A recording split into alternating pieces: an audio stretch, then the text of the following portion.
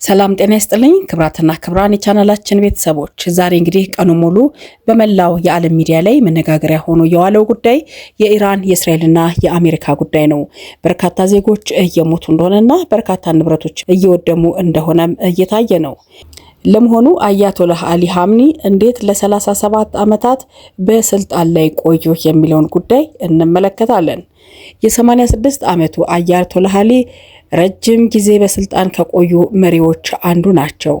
ለአራት አስርት ዓመታት ኢራንን በአምባገነንነት አስተዳደር ስር እንድትዘልቅም ያደረጉ መሪ ናቸው። የተወለዱት እንደ አውሮፓውያኑ አቆጣጠር በ1939 ማሻድ ከተማ ውስጥ ነው። አባታቸው የሺያ ሃይማኖተኛ መሪ ነበሩ።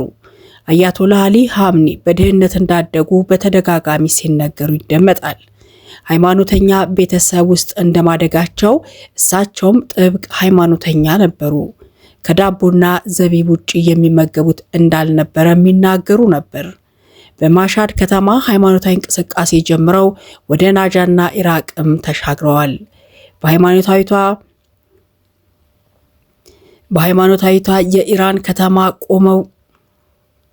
በሃይማኖታዊቷ የኢራን ከተማ ውስጥም ተምረዋል። ኋላ ላይ እስላማዊ ዘብን የመሰረቱ መሪዎችን ጨምሮ በርካታ የሃይማኖት መምህራንም አስተምረዋቸዋል። የኢራን ንጉሳዊ አስተዳደርን አጥብቀው ያወግዙ ነበር።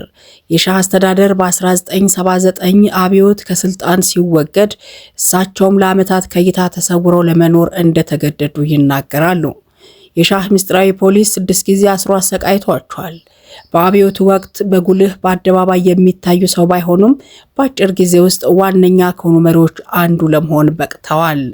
የሻህ መንግስት ሲገረሰስ ስልጣን የተረከበውን አብዮታዊ ካውንስል ተቀላቅለዋል። የሽግግር መንግስት የተመሰረተው በዚሁ ካውንስል ነበር።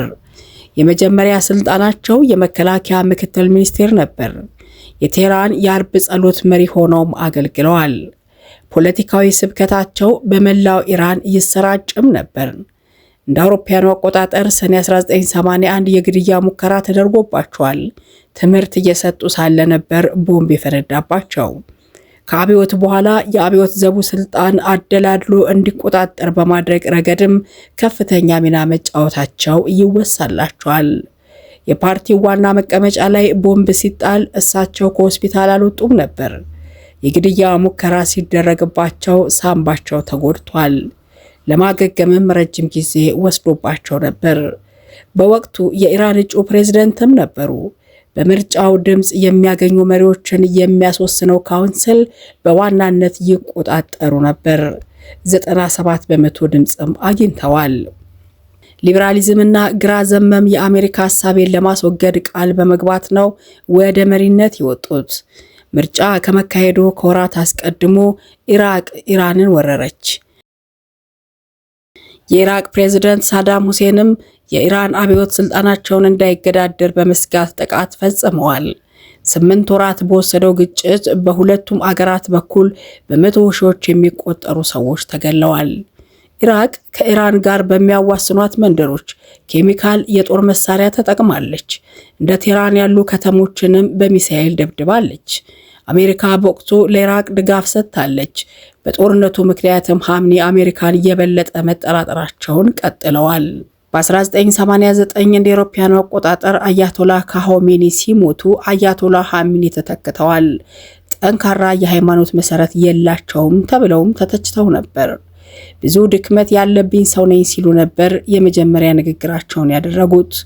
ሆኖም ግን የፈጣሪ እርዳታ ተጨምሮበት የተጣለብኝን ከባድ ኃላፊነት በሙሉ አቅሜ እወጣለሁ ብለውም ቃል ገብተዋል። የአያቶላህ የቅርብ ሰዎች ኻሜኒን እምብዛም ስላላመኗቸው በጥንቃቄ ይጓዙ ነበር። ቆየት ብለው በፍትህ ስርዓቱ፣ በጸጥታ ኃይሉ፣ በምክር ቤቱና በመገናኛ ብዙሃን ታማኝ ወዳጆችን ማፍራት ቻሉ። በዋሽንግተን በሚገኘው ካንጊጌ ኢንዶሚነንት ፎር ኢንተርናሽናል ፒስ ውስጥ የሚሰሩት ካሪም እንደተናገሩት ከሆነ የኻሜኒ ስልጣን በአብዮቱ ዘብ እና በሃይማኖት መሪዎች ጥበቃ ለዓመታት ቆይቷል። የኢራን መገናኛ ብዙሃን ጠቅላይ መሪው ከባለቤታቸው ከልጆቻቸውና የልጅ ልጆቻቸው ጋር በመተሳሰብ እንደሚኖሩ የሚያሳዩ ዘገባዎች ሲወጣ ቆይቷል። ጠቅላይ መሪው ተቋማቸውን በማፈን ስልጣናቸውን አስቀጥለዋል። በአውሮፓውያኑ 1999 የኢራን ተማሪዎች ተቃውሞ ቢነሳም ብዙ ርቀት አልተጓዙም። ከ10 ዓመት በኋላ የምርጫ መጭበርበርን በመቃወም የተነሳ ተቃውሞም ታፍኗል። ተቃዋሚዎች አስለቃሽ ጭስ ተተኩሶባቸዋል፣ ተደብድበዋል፣ በጥይትም ተመተዋል። በ2019 እንደ አውሮፓውያን አቆጣጠር የነዳጅ ዋጋ መናርን ተከትሎ ሌላ ተቃውሞ ሲነሳ ኢንተርኔት ተዘጋ። ዓለም አቀፉ የመብት ተሟጋች አምነስቲ እንዳለው ከሆነ ፖሊስ ተቃዋሚዎችን ገሏል። ጠቅላይ መሪው ተቃዋሚዎችን በማፈን ስልጣናቸውን አስቀጥለዋል ይባላል። አንድ የሰብአዊ መብት ተሟጋች ሴት 148 ጊዜ ተገርፋ የ38 ዓመት እስራት ተፈርዶባታል። በ2022 እንደ አውሮፓውያን አቆጣጠር የ22 ዓመቷ ማህሳ አሚኒ በኢራን ፖሊሶች ይዘት ስር ሳለች መሞቷን ተከትሎ ከፍተኛ ተቃውሞ ተነስቷል። ማሳ አስገዳጁን የሂጃብ ሕግ ከተቃወሙ አንዷ ነበረች። አሜሪካ የሚገኘው የኢራን የሰብአዊ መብት ተሟጋች እንዳለው ከሆነ በተቃውሞ የተገደሉ 400 ሰዎችን ስም መዝግቧል። በቅርቡ የተነሳው ተቃውሞ መነሻው የምጣኔ ሀብት አለመረጋጋት ቢሆንም የመንግስት ለውጥ ያስፈልጋል ወደሚለው ተሸጋገረ። ሐሚኔ ከተቃውሞ ጋር በተያያዘ በሺዎች የሚቆጠሩ ሰዎች መገደላቸውን አምነዋል። ከእስራኤልና ከአሜሪካ ጋር ግንኙነት ያላቸው በሺዎች የሚቆጠሩ ሰዎች ነውጥ ሲቀሰቅሱና ወንጀል ሲፈጽሙ ተገድለዋል ብለዋል። እንደ አውሮፓውያኑ አቆጣጠር በ2015 ኢራን፣ አሜሪካ፣ ዩናይትድ ኪንግደም፣ ፈረንሳይ፣ ቻይና፣ ሩሲያና ጀርመን የደረሱበት ስምምነት ኢራን የምታበለጽገውን የዩራኒየም መጠን ይገድባል። ገዳይ መንግስት ሰላማዊ የኒኩለር መርሃ ግብር ሊኖረው አይችልም ያሉት ትራምፕ አሜሪካን ከስምምነቱ አስወጥተዋል። የተቀሩት የስምምነቱ ፈራሚ አገራት የትራምፕ ውሳኔን ተቃውመዋል። ኢራን የኒኩለር መርሃ ግብሯ ሰላማዊ እንደሆነ በተደጋጋሚ ገልጻለች። ዓለም አቀፍ የአቶሚክ ኃይል ተቋም ይህንንም አረጋግጧል። ትራምፕ አሜሪካን ከስምምነቱ ሲያስወጡ የቀድሞ የኢራን አብዮታዊ ዘብ ኃላፊ ቃሲም የበቀል እርምጃ እንደሚወስዱም ዝተው ነበር። ከሩሲያና ከቻይና ጋር ይቀራረቡ የነበሩት ሱሌማኒ በአሜሪካ ተገለዋል። ባለፈው ዓመት እስራኤል በወሰደችው እርምጃ የኢራን የኒኩለር ተቋማትና ከፍተኛ አመራሮች ኢላማ ተደርገዋል።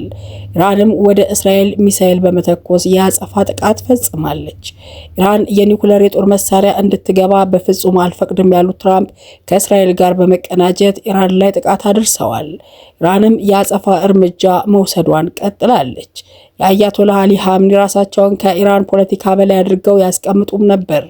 በአምባገነንነት ኢራንንም መርተዋል።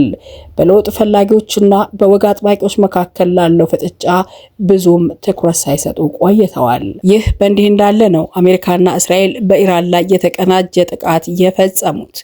አሜሪካና እስራኤል በኢራን ላይ የተቀናጀ ጥቃት መክፈታቸውን ተከትሎ ፕሬዝዳንት ዶናልድ ትራምፕ የሀገሪቱ መንግስት እጅ እንዲሰጥ አሳስበው ነበር። ኢራናውያን ለመንግስት ለውጥ እንዲዘጋጁ ትራምፕ ከጠየቁ በኋላ የሀገሪቱ ጠቅላይ መሪ አያቶላህ አሊ ሐምኒ መገደላቸው ተገልጿል። ሌሎች መረጃዎች ደግሞ አልተገደሉም፣ በማህበራዊ ድረገጻቸው ላይ ብቅ ብለዋል ሲሉም እየገለጹ ነው። እስራኤል በኢራን ጥቃት ላይ እንዳይፈጸምባት በሚል የቅድመ ጥንቃቄ ጥቃት ማድረሷን ገልጻለች። የኢራን እስላማዊ አብዮታዊ ዘብ በመካከለኛው ምስራቅ የሚገኙ የአሜሪካ ጦር ሰፈሮች ላይ የአጸፋ እርምጃ እንደምትወስድ አስጠንቅቋል። ኢራንና አሜሪካ ለሳምንታት ድርድር ሲያደርጉ መቆየታቸውም ይታወቃል። ትናንት ጥቃት ከተፈጸመ በኋላ የተባበሩት መንግስታት ዋና ጸሐፊ አንቶኒዮ ጉተሬዝ ዓለም አቀፍ ሰላምና መረጋጋት ተናክቷል ብለዋል። አሜሪካና እስራኤል ያደረሱት ጥቃት እንዲሁም የኢራን የአጸፋ ምላሽ ቀጠናውን እንዳያውከው ገልጸው ወደ ተሳሳተ ቀጠናዊ ግጭት ከመግባትና ንጹሃን ከመጎዳታቸው በፊት በአፋጣኝ ግጭቱ መቆም አለበት በማለትም አሳስበዋል። ተመድ በኒውዮርክ ባካሄደው አስቸኳይ ጉባኤ ላይ በድርጅቱ የአሜሪካ አምባሳደር የሆኑት ማይክ ዋልክ ጥቃቱ ስትራቴጂያዊ ቦታዎችን ብቻ ኢላማ ያደረገ ነው ብለዋል። ግባችን የሚሳኤል ግንባታ ማስቆም ነው። በዓለም አቀፍ የውሃ አካል ዙሪያ ያሉ ሀገራት እንዳይረበሹ ኢራንን የሚደግፉ ታጣቂዎች እንዲወገዱና አገሪቱ የኒውክሌር መሳሪያ እንዳትጠቀም እንፈልጋለን ሲሉም ተናግረዋል። በተመድ የእስራኤል አምባሳደር ዳኒ በበኩላቸው እስራኤልና አሜሪካ በመተባበር በእስራኤል በአጋሮቻችን እንዲሁም በዓለም ደህንነት ላይ የተቃጣውን ስጋት ለመቀልበስ እየሰሩ ነው ብለዋል። የኢራን አጋር ሩሲያ ጥቃቱን አውግዛ አውግዛለች። የተባበሩት መንግስታት ድርጅት የሩሲያ አምባሳደር ቫስሊ እንደተናገሩት ከሆነ የተፈጸመው ጥቃት መላው ቀጠናውን የሚናወጥ ነው ሲሉ ኮንነዋል። ከዚህ ቀደም ዓለም አቀፍ ማህበረሰብ የመካከለኛው ምስራቅን ሰላምና መረጋጋት የሚያውክ ድርጊትን ይቆጣጠራል ስትል ሞስኮ ጥሪ አቅርባለች። ባለፉት ሳምንታት ኢራንና አሜሪካ ሲደራደሩ ከነበሩት መካከል አንዱ የሆኑት የኦማን የውጭ ጉዳይ ሚኒስትር ባድር ጥቃቱ ከተፈጸመ በኋላ በጣም ደንግጫለሁ ሲሉ በኤክስ ገጻቸው ላይ ጽፈዋል። ሚኒስትሩ የኢራንና አሜሪካ ንግግር ላይ ጉልህ መሻሻል መታየቱን በገለጹ በሰዓታት ውስጥ ነው ጥቃቱ የተፈጸመው። ሚኒስትሩ የሰላም ስምምነት ላይ ለመድረስ ተቃርበናል፣ እዚያ ነጥብ ላይ ለመድረስ ለዲፕሎማሲ እድል መስጠት አለብን ሲሉ ለቢቢኤ የአሜሪካ አጋር ሲቢኤስ ተናግረው ነበር። ጥቃቱ ከተፈጸመ በኋላ ደግሞ ጥሩ እየሄደ የነበረው ድርድር ከስሟል። በዚህ ጥቃት አሜሪካ ዓለምም አይጠየቅም፣ በጥቃቱ ለሚጎዱ ንጹሃን እጸልያለሁ፣ አሜሪካ ከዚህ በላይ በጥቃቱ መቀጠል የለባትም፣ ጦርነቱ የአሜሪካ አይደለም ብለዋል። የኢራን የውጭ ጉዳይ ሚኒስትር አባስ አሜሪካና እስራኤል ማንንም ሳይነካቸው ትንኮሳ ፈጽመዋል በማለት ጥቃቱን ማውገዛቸው ይታወቃል። የተከበራችሁ የቻናላችን ቤተሰቦች ይህንን ተከትሎ በተነሳ በርካታ ፍንዳታዎች ንጹሃን ዜጎች ህይወታቸውን አጥተዋል፣ በርካታ ንብረቶችም ወድመዋል።